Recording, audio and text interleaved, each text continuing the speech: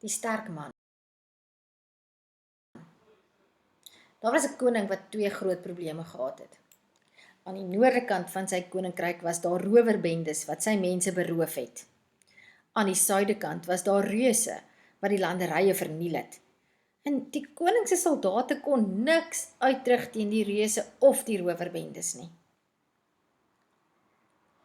Op 'n dag daag 'n vreemdeling by die paleis op.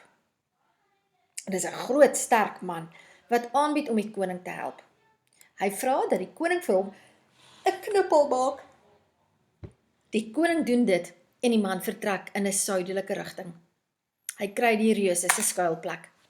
Hy maak sy sakke vol klippe en klim in 'n hoë boom bo die reuse se skuilplek.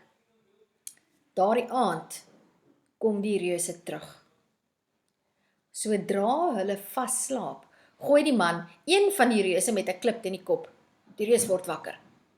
"Eina, waarom doen jy dit?" roep hy uit. Sy maat kreun en sit deurmekaar van die slaap regop. "Waarvan praat jy?" Binne oomblikke is die 2 reuse in 'n woedende geveg. Hulle veg en veg totdat albei van uitputting mors dood neerslaan. Die sterk man reis noord op soek na die rowerbende. Hy kry hulle skuilplek in 'n kloof. Hulle skuil in 'n grot. Die ingang tot die grot is smal en klein. Mens kan net een daarin gaan en jy moet gebukkend loop. Die sterk man wag tot donker. Hy staan voor die ingang en fluit saggies. 'n Rower kom uit.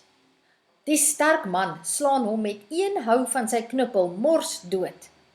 So lok hy een vir een die rowers na buite, waar hy hulle een vir een doodslaan. Die sterk man gaan terug na die koning en rapporteer dat hy die reuse en die rowers doodgemaak het. Die koning is verheug, sy onderdane is verheug. Hulle gee die sterk man 'n reuse beloning. Hy kry 'n groot huis naby die paleis, waar hy vir die res van sy lewe in luksheid woon.